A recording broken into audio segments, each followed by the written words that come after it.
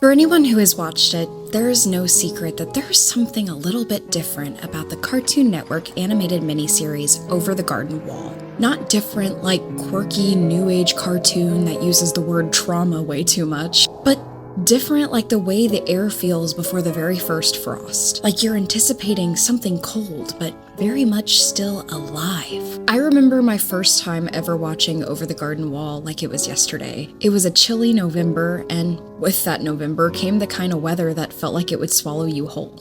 It was dark by 6 p.m., Thanksgiving was just a few weeks away, and it felt like it was much later in the night than it actually was, all adding to the whimsical mystery of what we were about to behold. My brother and I were pretty young, sitting in the living room. Cartoon Network was playing reruns of something silly like The Amazing World of Gumball, and we were watching contently, I do admit. I was 12 years old, perfectly balancing that weird tightrope of childhood and that strange forbidden purgatory we call high school. 1 second, we were watching a zany blue cat commit tax fraud in an overstimulating 3D world, and the next, we were standing in the face of the unknown. A frog played a banjo under a moonlit sky, secrets were whispered on the breeze of the leaves, and my little brother and I were introduced to 2 characters who would become our 2 newest friends. 2 lost boys, Wirt and Gregory, half-brothers who had wandered into the woods, lost somewhere between life and death. Nor me or my brother had any idea what we were watching. We hadn't seen any commercials for it, and it just kind of appeared one day. I actually remember getting up from the living room and running into the kitchen excitedly to gather my mom. My heart was pounding like I had just seen the face of God himself as I told my mom, "Mom, come to the living room, watch what's on the TV." She joined us, curiously, a grown adult woman wiping her hands on a dishcloth, and all 3 of us sat there,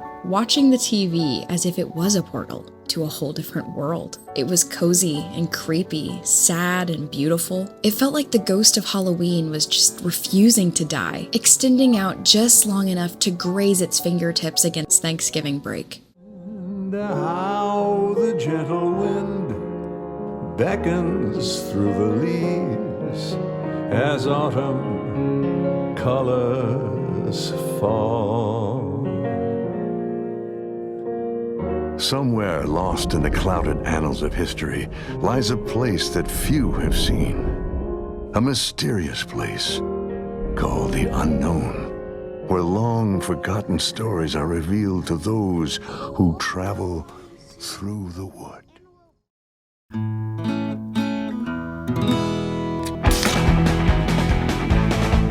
And then, of course, Cartoon Network ended and we were assaulted by the array of sounds from Adult Swim. Just like that, it was over. But something I won't forget is that my mom set an alarm on her cell phone so that we could watch the next episode the following day. And for the next week, my family sat down together, huddled in the dim light of our living room, waiting to get lost all over again.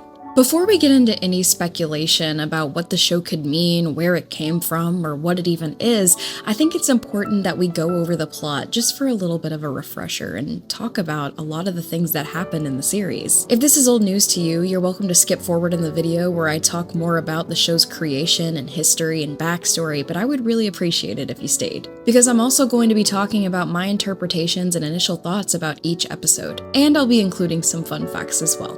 Our story begins not unlike the whisper of a folktale through a crackly gramophone. 2 half-brothers, Wirt and Greg, are lost in a misty forest known only as the Unknown, a place that feels equally parts fairy tale and haunted fever dream. Wirt, the older brother, played by Frodo Baggins himself, Elijah Wood. Will you wear wigs? Maybe. When will you wear wigs? Yes, that Elijah Wood, is all nerves and self-conscious prepubescent curiosity. The kind of kid who really just overthinks every single breath. Greg, his little brother, is whimsical and joyous, but also the definition of chaos incarnate. An untethered optimist with a seemingly unexplained teapot on top of his head, a frog in his pocket, and zero comprehension of mortal danger. Their frog? It's unclear. His name changes constantly, from Kitty to George Washington to Jason Funderburker. The amphibian identity crisis is really part of the show's charm. The series opens with rolling fog and fiddle strings as Greg and Wirt wander aimlessly through this mysterious forest known as the Unknown. They soon encounter a woodsman, a grim, gaunt man whose job is to cut down edelwood trees, which he grinds into oil to keep the lantern he carries forever burning. They find him at a very old, run-down grist mill. He warns the two protagonists about this antagonist called the Beast, a terrible creature that preys upon lost souls, especially children who stray too far into the dark. While Wirt is trying to determine how to get home and whether the woodsman is even trustworthy, there's an entire scene where a giant dog-like beast bursts through the old grist mill and begins attacking the boys as well as the woodsman. Come to find out, the giant dog-like monster that's wreaking havoc on this grist mill was actually led right to where they were by Greg's candy trail. Oh, I didn't mention the candy trail? Bummer. Candy trail, candy trail, candy trail. The boys manage to trap this giant dog beneath the wheel that turns on the grist mill, which kind of Heimlichs something out of the dog. There was a small black turtle in this giant dog's throat that caused him to become this huge lichen-like beast. But once the turtle was coughed up, he's back to a normal dog. The boys are overly proud of themselves for slaying the beast, but they are humbled very quickly by the woodsman, who says, "The dog? That is not the beast! The beast cannot be mollified like some farmer's pet." Their pride is slashed when the woodsman explains that the grist mill is now destroyed and the beast will be much more of a threat because of it. The woodsman urges the boys to head forward on the trail, look for a town, and get out of the dark forest while they still can. So the two boys, with Greg's frog, whose name changes about every 5 minutes, and no real plan, they press forward into the unknown. This first episode is completely haunting, and it really struck something in me as a kid. There's no doubt that this little pilot perfectly set the tone for me, and I knew that this show was going to be like nothing I had never seen before. Everything from the dark, whimsical, gothic kind of depictions to this creepy interpretation of the beast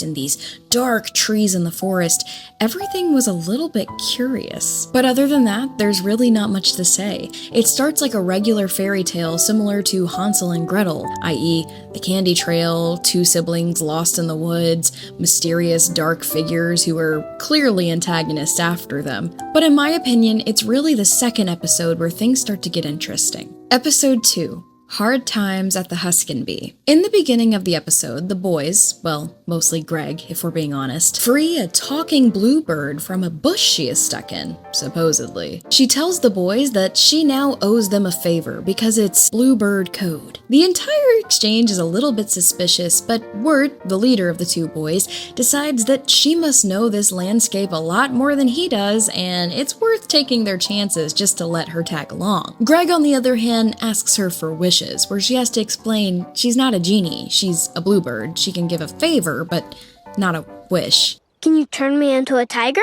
No. I just said I'm not magical. It doesn't have to be a magical tiger. The entire exchange is a little bit suspicious, especially considering how familiar Beatrice seems with the woods, and also because getting stuck in a thorn bush isn't something that birds typically do, so it is implied that Beatrice might have some kind of ulterior motive. It's unclear whether the boys accept this or not. Wirt may be too self-conscious to notice, and Greg... Did you know that if you soak a raisin in grape juice, it turns into a grape? It's a rock fact! Ah, beans, where is that frog o' mine? Hold on there a second, brother o' mine. I'll be back soon for your plan.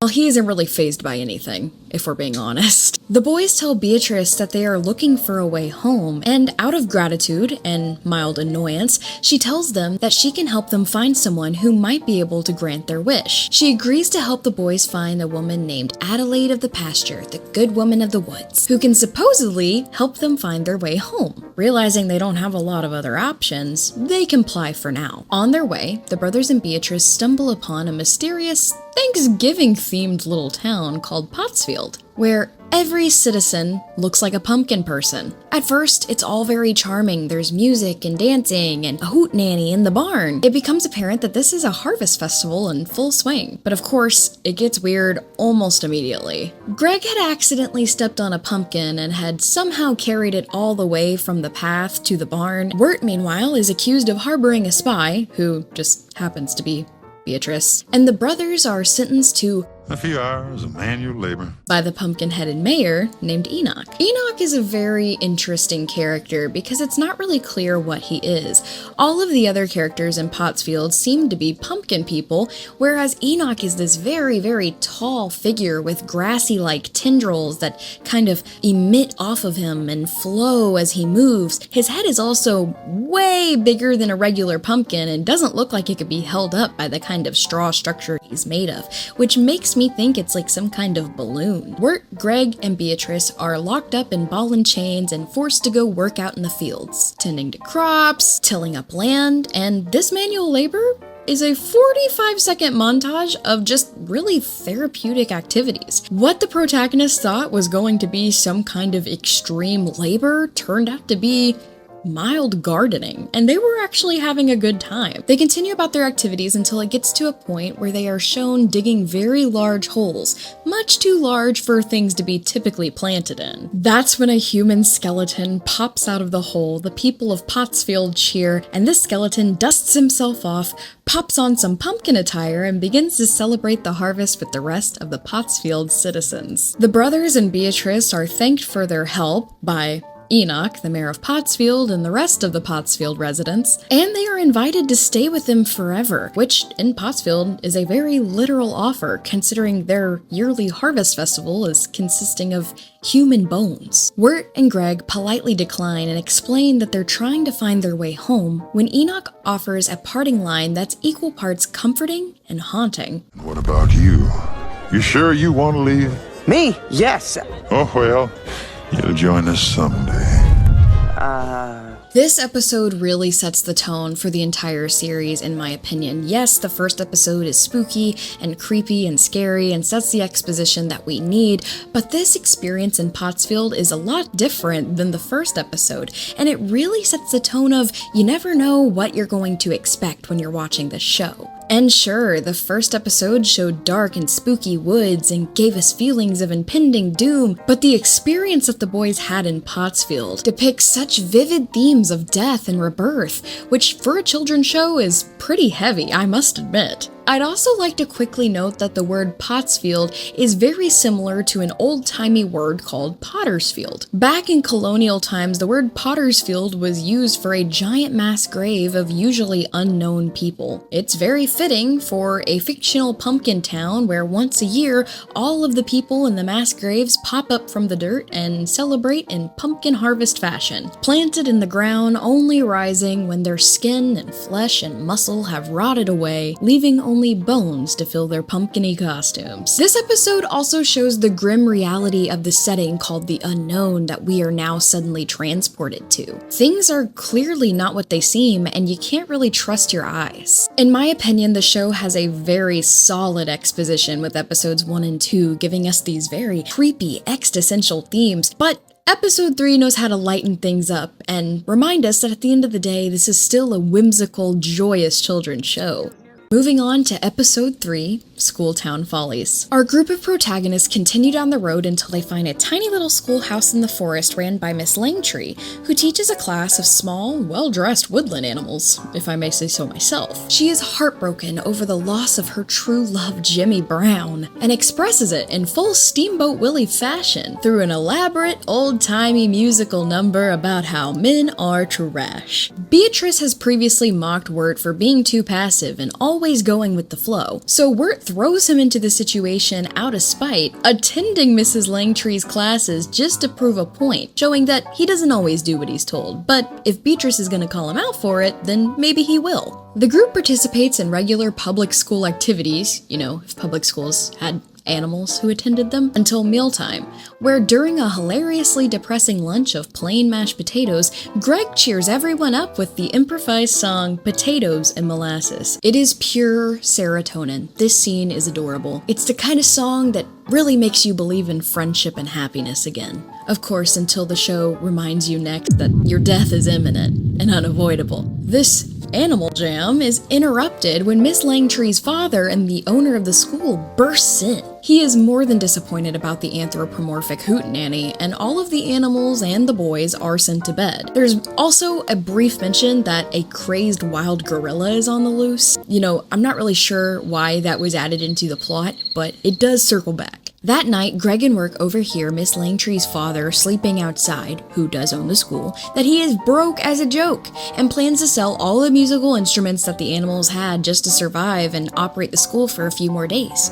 So Greg and Wirt borrow the instruments and organize a charity concert with all the animals to raise money for the school. Mr. Langtry wakes up to a gleeful tune and undiscernible chatter. The concert is a huge success. Townsfolk are donating left and right to keep the animal school open, until it's interrupted by a gorilla attack. Everyone panics, there's a little bit of a tussle, until it's revealed that inside the gorilla was actually Jimmy Brown, and it was a costume all along. Yes, Jimmy Brown, Miss Langtry's long-lost two-time and cheatin' no good lost love Jimmy Brown. He had apparently been stuck in a gorilla suit while working at the circus to afford a wedding ring for Mrs. Langtry. He'd been missing for months, they reunite, the school is saved, the animals are educated, and our trio continues down the road of the unknown. Because even in the unknown, love does persist. Even if it's disguised as primate cosplay. Ain't that just the way? Episode 3 is a little bit of a mood shift in my opinion, just to capture the attention of the younger audience and to not seem so dark and depressing all the time. We do very quickly shift back into that mysterious atmosphere with episode 4, Songs of the Dark Lantern. While hitching a ride through the dark on a hay cart, the group gets lost again trying to outrun the mysterious beast and find shelter in a mysterious tavern filled with eccentric locals who seem to exist purely as fairy tale archetypes. The butcher, the tailor, and others. I mean, what kind of old-timey story would this be without an elusive highwayman? The tavern keeper, a woman with a charming New Jersey accent who has seen way too much, casts Beatrice out because in this tavern, bluebirds are considered bad luck, for some reason. And the tavern breaks out into song as they assign Wirt his role, much similar to the butcher, the baker, the tailor. They deem him the fool first, and then the young lover, and then finally they realize his true meaning. He's a pilgrim on a sacred journey. Outside, banished, Beatrice meets a talking horse. Because why wouldn't there be a talking horse in this story? And he finds the whole thing deeply amusing. What kind of person talks to a horse? Inside, the tone shifts from a rowdy song about finding the meaning of your true self to a darker tone, as the tavern keeper warns Wirt of the beast. Wirt explains that they were able to outrun the beast thanks to the helpful woodsman, but the tavern keeper and the patrons warn Wirt that the beast is a trickster, trying to convince him to get mixed up and go the wrong way. And if someone in the woods told him to go a certain direction, it was most certainly the beast trying to confuse him. Now he's more lost than ever, isn't he? This plants a seed of distrust for the woodsman and doubt in Wirt.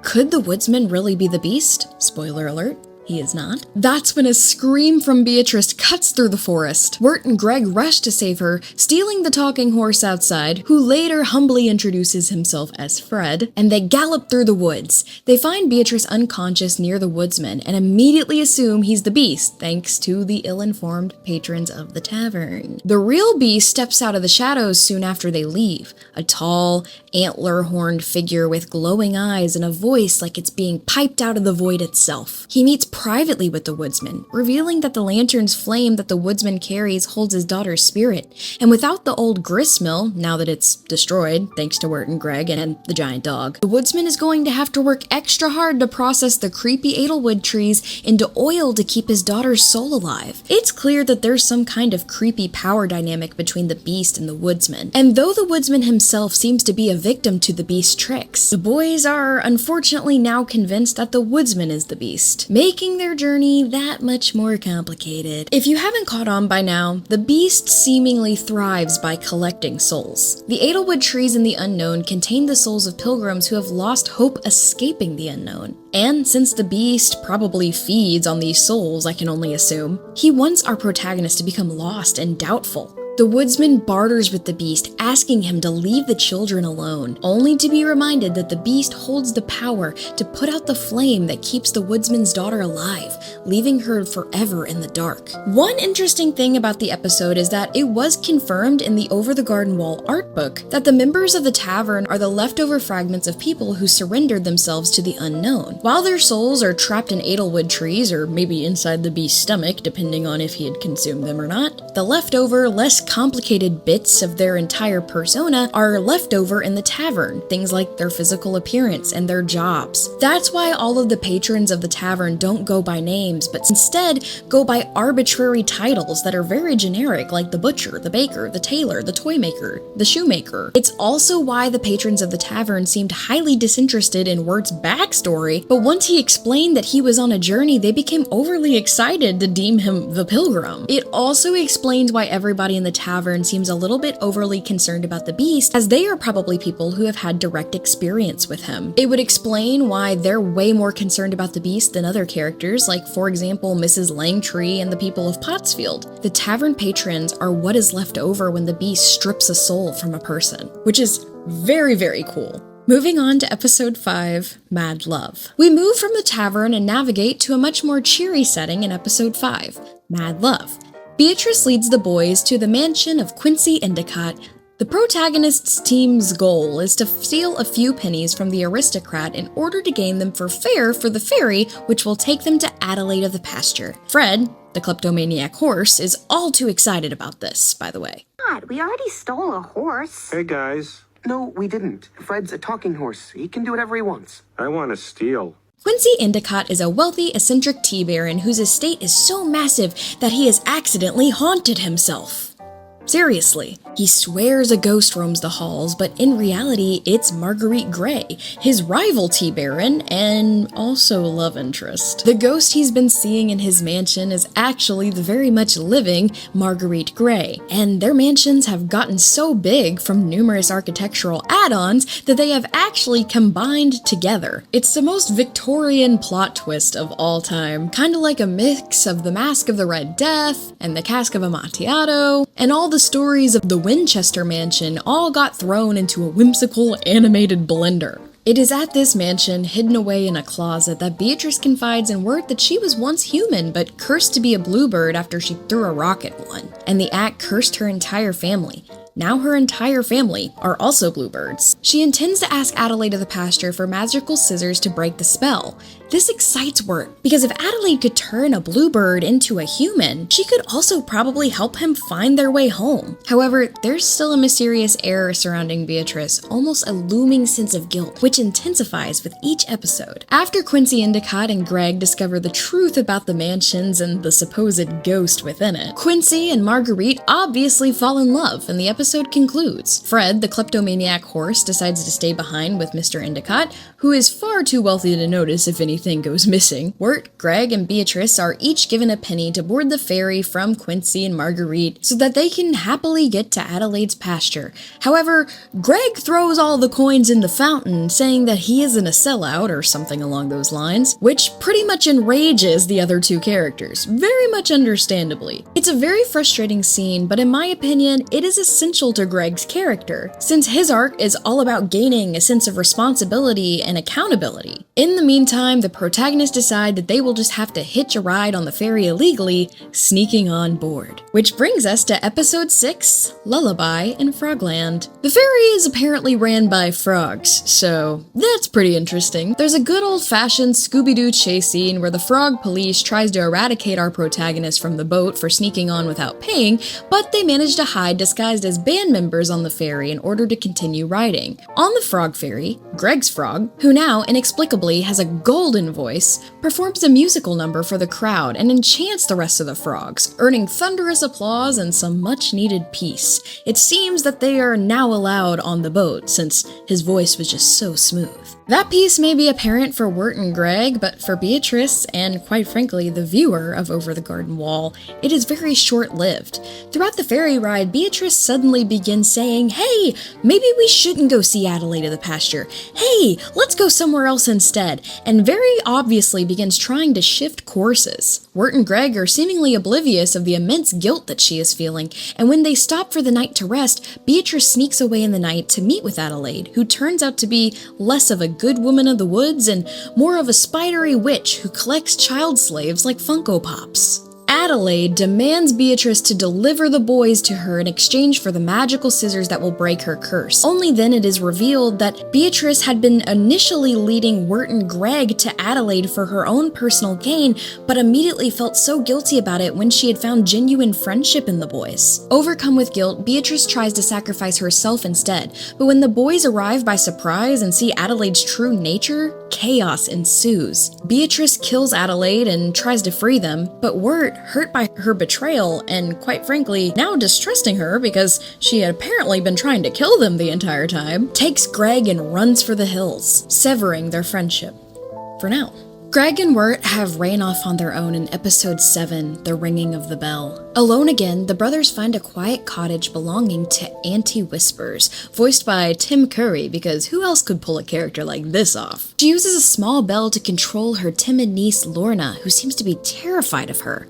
Lorna tells the boys that if they are caught there, Auntie Whispers will be so very angry. So they hide in a barrel full of turtles and witness Auntie Whispers tell Lorna to do housework using the mind control bell. These happen to be the same black turtles that turned the dog in episode 1 into the dog monster, by the way.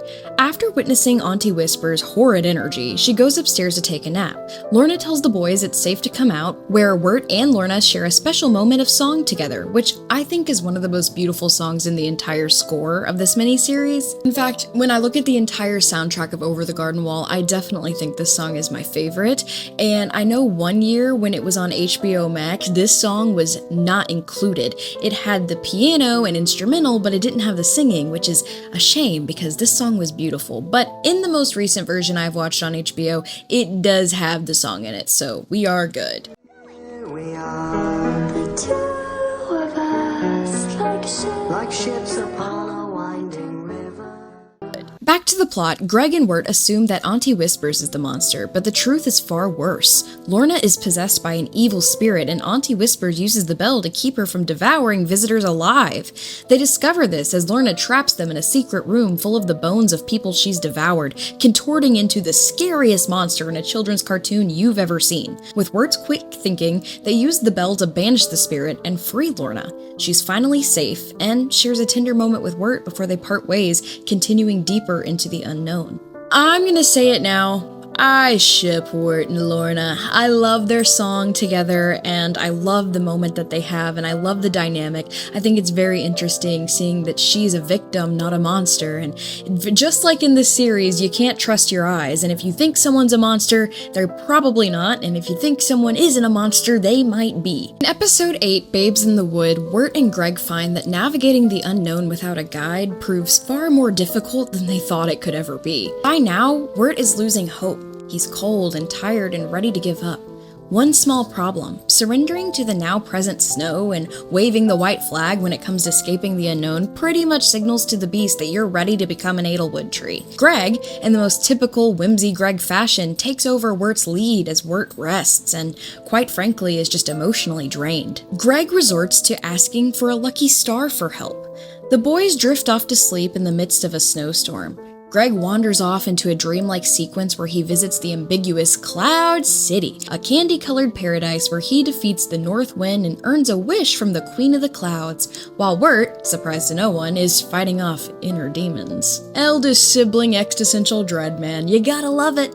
In Greg's dream, the Queen of the Clouds offers to grant him a wish, where he wishes for him and Wirt to both go home, but the Queen sadly tells him that the beast already has Wirt in his grasp. His body is freezing, his soul is beginning to turn into an Edelwood tree. I think it's implied here that the Queen of the Clouds is a trick and is actually the beast taking form of something that Greg would like, because in the next heartbreaking moment, Greg offers himself to the beast instead, sacrificing his freedom for his brother's life, in hopes that Wirt will maybe make it home. All the while, Beatrice is flying through the snowstorm trying to find the boys and apologize to them for what she did.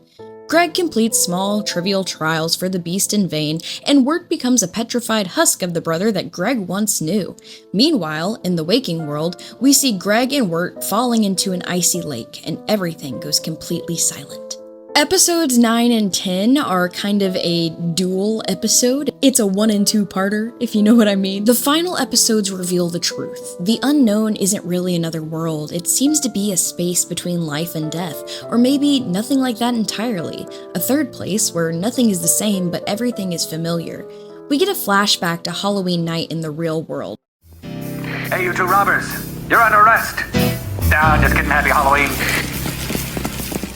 Hey, stop running in the street! Just kidding, happy Halloween. Wirt, who is not a whimsical garden gnome, but actually just a normal, awkward teenager, has a mixtape for a girl named Sarah. When he realizes that another boy named Jason Funderburker, who might have way more game than Wirt, potentially, but probably not, might find this mixtape and make fun of him and try to take Sarah for himself, Wirt panics and tries to steal it back and drags Greg into a wild nighttime chase through a cemetery. They jump over a garden wall, literally, and land on some railroad tracks. When a train barrels towards them, they tumble down a hill and into a body of water unconscious.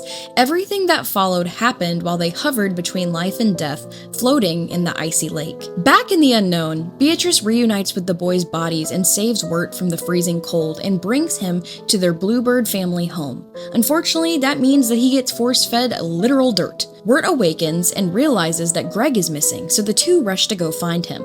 When Wirt returns to the place where the beast has Greg captive, the woodsman is there too and confronts the beast, pleading for him to let the boy go. The beast reminds the woodsman of his place, telling him not to interfere or he will extinguish the lamp containing his daughter's soul. The beast tries to trick Wirt into taking over the woodsman's role, but Wirt watches this exchange and has an epiphany. Okay.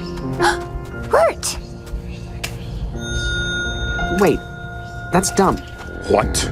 That's dumb. I'm not just gonna wander around in the woods for the rest of my life. I'm trying to help you. The beast wants people to die in the unknown, so he can have their souls to himself. If that's the case, why would he ever agree to keep the woodsman's daughter's soul alive? Wirt tests his theory, threatening to smash the lantern, and that's when the woodsman and Wirt see fear in the beast for the first time and discover the horrifying truth. The lantern's flame doesn't hold the woodsman daughter's soul. It holds the beast's very own life force, and he's been using the woodsman like a puppet the entire time. The woodsman is very clearly emotionally destroyed but angry. Wirt hands the lantern back to the woodsman, who promptly blows out the fire, killing the beast. The unknown fades into peace. The woodsman is reunited with his daughter somehow. Beatrice and her family become human again. Greg and Wirt make it back to the real world, and all seems to be right. And in that real world, Wirt wakes in a hospital bed. Sarah is by his side. Greg cheerfully recounts their adventure to the other kids, none the wiser that Wirt had just saved both of their souls. The final montage shows life continuing on in both worlds simultaneously. A soft, quiet ending that feels like a waking dream that you're not entirely sure was real or not. I remember that after finishing that last episode, the only question in my mind was, why? Was this show ever going to come back? Would there be a season 2? Why was it even made? And that's where the deep dive really starts. At first, no one really knew where Over the Garden Wall came from. It just kind of appeared. Cartoon Network had been known for its loud, hyperactive animation, worlds filled with crude, animated Big Brother knockoffs, Teen Titans Go, and whatever the hell Uncle Grandpa was supposed to be. Good morning. And then, one quiet November evening in 2014, this odd little miniseries arrived. The interesting thing about it to me is that it seemingly appeared out of thin air. Somehow, between switching back and forth between the Hub and Disney XD and Cartoon Network, I had missed all of the promotional trailers and commercials for this miniseries. The fact that I had caught it on the first episode as the show opened was a complete fluke. And the truth is, there was no major promotional blitz. The first commercials for the show didn't even begin airing until October of 2014, barely a month before the show released, and as quickly as it came, it was gone. 10 episodes spread over 5 nights, a whisper of a show that felt more like a dream than a TV series. For those who stumbled upon it, it felt like tuning into an old haunted broadcast from another time. And many people didn't even realize it existed at all. Which begs the question, What inspired it, and where did it come from? Over the Garden Wall came from the mastermind of Patrick McHale. He was a quiet, creative force who had previously worked in storyboarding and in plots of The Marvelous Misadventures of Flapjack and Adventure Time. Both of those shows are surreal in their own right, but McHale wanted something different, softer, slower, and quite frankly more lonely. He described it not as a story, but as a mood. He intended on capturing the liminal moment when autumn turns to winter, that bittersweet in-between where the air smells like wood smoke and melancholy endings. The series would blend together a series of Americana inspirations from hand-painted backgrounds of the 1900s Hollywood animation, early 20th century illustrations, faded vintage Halloween postcards, ghost stories, fairy tales, and overall Depression-era nostalgia. At first, it wasn't even an entire series. The pilot was a short film called Tome of the Unknown, Harvest Melody, and it was a simple, folksy parable that came with the same two wandering brothers, but without the full mythology of the series yet attached. It also featured vegetable people that I think very clearly inspired the pumpkin people of Pottsfield. If you're interested in watching Tome of the Unknown, Harvest Melody, you can totally do that. Head over to your favorite website, youtube.com, and go to Cartoon Network's page. They've got it up, and it is beautiful. And also, some of the voice actors are different, but the two main voice actors who play Wirt and Greg are still the same, so it's surprisingly similar. That short was McHale's Lantern in the Dark, proof that something this strange, quiet, and heartfelt could still flicker on television and spark joy. The next thing I find interesting about this cartoon, aside from its teeny tiny promotional campaign, was the huge talent that it attracted. With Over the Garden Wall, Cartoon Network took a risk, an uncharacteristically poetic one at that. Patrick McHale had been a part of the studio family for years, helping shape Adventure Time, so when he pitched a darker, antique-inspired folk story told through 10 short episodes, they didn't laugh him out of the room, they just said, okay, go ahead, try it. It was the first original miniseries that the network had ever produced, and they treated it like an experiment in every single aspect. No sequel, no continuation, just a lingering feeling that you had witnessed something small, but perfect. Over the Garden Wall wasn't built to last, it was built to echo. But here's the strangest part. This humble, melancholic little show somehow attracted enormous talent. Elijah Wood became the voice of Wirt, and not because of a grueling casting process, but simply because Patrick McHale asked him. He had written the character with Elijah in mind, imagining that distinct nervous and warmth in his voice. So he shot him a message, and Elijah said yes. There was no major spectacle or negotiations or bidding war. Elijah Wood was simply interested in the project because of the heart and soul behind it. Then came Christopher Lloyd, otherwise known as Doc Brown from Back to the Future, starring as the tragic woodsman. That trembling, haunted voice that sounds like it's been through 1,000 winters was none other than the great Scott-proclaiming doctor we all know and love. Of course, as I've mentioned before, Tim Curry, horror legend known for Rocky Horror Picture Show, Legend, and Stephen King's 1990 classic It, joined as Auntie Whispers with an eerie, unforgettable performance, and the show pulled even more Hollywood legends and musicians. Shirley Jones of the Partridge Family as Beatrice's mother, Chris Isaac, that gravel-voiced crooner of Wicked Game, and many more, all singing mysterious folk lullabies to a boat full of bullfrogs. How? No one's really sure. It really is unclear how so many other big names were drawn to the project, but I'd imagine that once Elijah Wood of Lord of the Rings was involved, word traveled through the grapevine, strings were pulled, and other big-name talents came forward to be a part of something just as intriguing as it was intimate. Regardless of who, what, where, or how, Over the Garden Wall somehow carved its way into all of Gen Z's collective autumn nostalgia. As for its reception, the critics adored it, though the audiences discovered it slowly, almost accidentally. In fact, if you ever ventured to the dark, online, mysterious platform known as Reddit, there are many people asking what it was like to witness it as it aired, since it has only grown in popularity through the platforms of social media and streaming. It earned Annie Awards, an Emmy, and built a devoted cult following that grows back even stronger every year, like a mushroom ring after the rain. Yet despite all of that acclaim, the show's success was never flashy. There was no extensive merch line, nothing to cushion costs, no ongoing franchise to justify its existence. no purchasable IP for at least a few years until after the show originally aired. I could be wrong, but I'm pretty sure the first officially licensed figurines from the show were just released like this year in 2025. That's give or take a decade from the show's original release. You don't see kids running around with Greg and Wirt t-shirts and backpacks, and there are no cheap YouTube spin-offs or Cartoon Network short series inspired by Quincy Endicott and Fred the Talking Horse. The show was definitely a success from the standpoint of art, but how was it gauged on success in the eyes of Cartoon Network? The budget remains officially undisclosed, though whispers online, through unreliable but fascinating quarters of fan forums, claim it could have been up to $15 million to produce. True or not, that is a hauntingly high number for a miniseries that seemed allergic to self-promotion. Everything about Over the Garden Wall felt like an experiment. An art piece disguised as a cartoon, a story that existed not to really sell anything, but simply because it just needed to be told. To this day, there is a strain of fans who will do anything to defend the previous show and preserve its nature. When it was taken off HBO Max in 2023, Gen Z rioted. Several fans began to burn DVDs of their old DVR recordings to preserve physical copies of this quirky little art piece, and it was clear that the fan base's driving force of pirating it wasn't for greed, but rather preservation.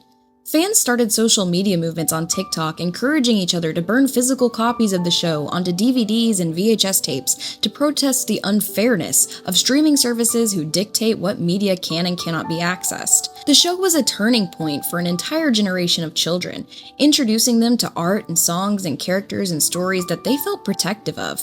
And most of Gen Z felt like these characters needed to be saved from the endless void of on-demand entertainment. That fact alone speaks for itself regarding how influential Over the Garden Wall really was. Alright, enough about the semantics of who, what, when, where, how it was made, when it was made. Let's talk about the theories. What does any of it mean? For a show that only ran 5 nights one time, and may have had one rerun the following year, it left an ocean of interpretation in its wake. And perhaps the most enduring of those interpretations is this, that the entire journey through the unknown that Greg and Wirt experience is a metaphor for purgatory. It's just a theory, a fan theory, but nonetheless a beautifully persistent one that views Wirt and Greg's wandering as something more than just getting lost. It's a spiritual detour, a trial, a place of reckoning between life and death. The concept of the unknown in the Over the Garden Wall series representing a kind of purgatory is rejected in the canon, but it's hard not to accept that there is some kind of metaphor for afterlife in there. After all, the entirety of the story takes place while Greg and Wirt are unconscious and drowning in a freezing lake. We also see hints of the unknown in the real world, such as in the gravestone in the graveyard that reads Quincy Endicott. Whether this is just a fun Easter egg or intentional, it's hard to deny that that would mean at one point Quincy Endicott was a real living person in the same world where Greg and Wirt are from. I personally believe that the unknown represents multiple aspects of the afterlife because of this small detail. It would also explain the quote saying, Hey, does this room look different to you? How so? It's like French Rococo style. That doesn't really seem in line with Endicott's Georgian sensibilities. How? What? Who on earth am I talking to right now? signifying that Quincy and Marguerite are both from entirely different time periods, but they reside in the afterlife together. Fans have noticed striking parallels between Over the Garden Wall and Dante Alighieri's The Divine Comedy, particularly the Inferno and Purgatorio cantos. In both, a lost soul enters the shadowy forest and begins a strange descent, guided by hope, haunted by despair, and tested by forces both moral and mystical. Dante begins his classic epic with the line, "In the middle of the journey of our life, I found myself in a dark wood, for the straight way was lost."